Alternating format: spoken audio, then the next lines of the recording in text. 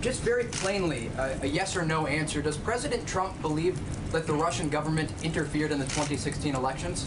I think I have not sat down and talked to him about that specific thing. Obviously, we've been dealing with a lot of other issues today. I'd be glad to touch base. Generally speaking, I mean, this conversation about Russian interference in our elections, there's 16 intelligence agencies that say that they did. The former FBI director said that without a doubt the Russians interfered. I understand. I've seen the reports. Does the president share those views? I've not sat down and asked him about a specific reaction to him, so I'd be glad to touch base and get back to you. Yeah. Didn't he say it was fake news, Sean? Didn't the president say that Russia was fake news? White House Press Secretary Sean Spicer says he cannot answer whether the president accepts unanimous intelligence assessments that Russia meddled in the 2016 election. Joining us now, former editor-in-chief of the only independent Russian national television network, Mikhail Zygar. He is the author of All the Kremlin's Men, a bestseller in Russia that was published in English this year. Zygar is the recipient of the Committee to Protect Journalists 2014 International Press Freedom Award. And welcome to the show. Good to have you on board. Hello. So set up, who are all the Kremlin's men, and what did you find out? I know you had unprecedented access in research for this book. It took me a long time to take all those off-the-record interviews. Wow. I was writing this book for almost 7 years, trying to interview all the members of Putin's inner circle. But and the protagonist of that book is not Vladimir Putin himself. That's not his biography. That's all the Kremlin's men, and I mean not only the members of his inner circle, but thousands of Russian bureaucrats. And that's what this book is about. You know, the way how decisions are taken in Russia are. That's not really vertical of power that Vladimir Putin was trying to build during many years. It's based on the ability of thousands of Russian bureaucrats to anticipate what their boss wants them to do. They are always guessing what they are required to do, and they're trying to do that even before any order is taken. So, okay, sounds familiar. Just curious, are there certain figureheads that have more influence over Putin? Does anybody? Yeah, sure. We've got some kind of new Politburo that's called the National Security Council that gathers every Saturday. I call them Saturday people, and these people are just the main characters of all the chapters of that book. At the same time, we've got so-called Sunday people. These are the closest friends of Vladimir Putin. They tend to be the most important businessmen of the country.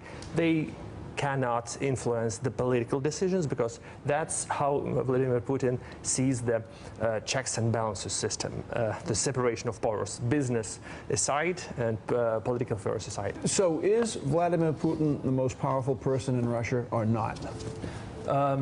You know, if we choose one, probably he is the one. You know, but his power is usually, I think, exaggerated because he's dependent on that bureaucratic system. He wants to be popular with it. He's not the leader who is supposed to take unpopular decisions. Like, you know, we usually name like Charles de Gaulle as strong leader because he made an unpopular decision to withdraw French troops from Algeria, or Anwar Sadat signing peace treaty with Israel.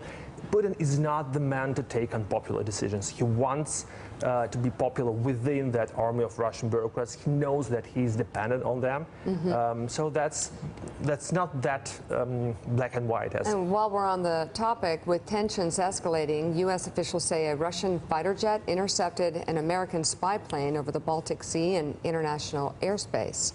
The Russian jet reportedly flew within 5 feet of the U.S. plane. Officials are characterizing the action as both unsafe and unprofessional. The incident happened the same day President Trump met with the Ukrainian president, Petro Poroshenko. White House officials called it a drop-in visit to the Oval Office. But ahead of the meeting, Poroshenko said on Twitter that it's important that he meet with President Trump earlier than Russian President Vladimir Putin.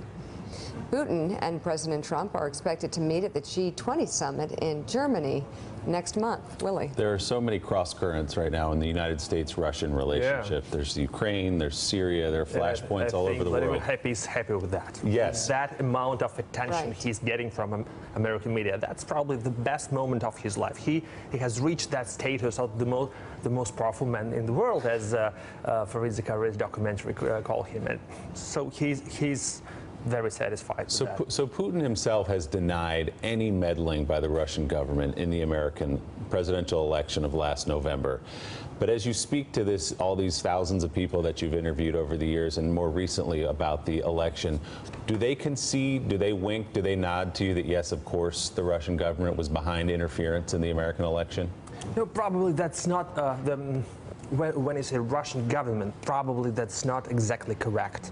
Probably that was some private company, in a way, But directed by the Russian government? Not official. No, dependent on the Russian government, affiliated with I would say Russian intelligence services, probably. You know, as in many countries, probably in this country as well, some delicate missions are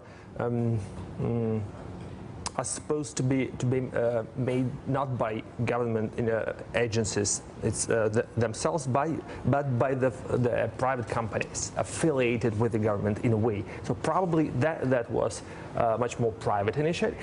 I can suppose that was private initiative and an attempt to give a present for Vladimir Putin. They guessed that he would love to have that, to hear that news.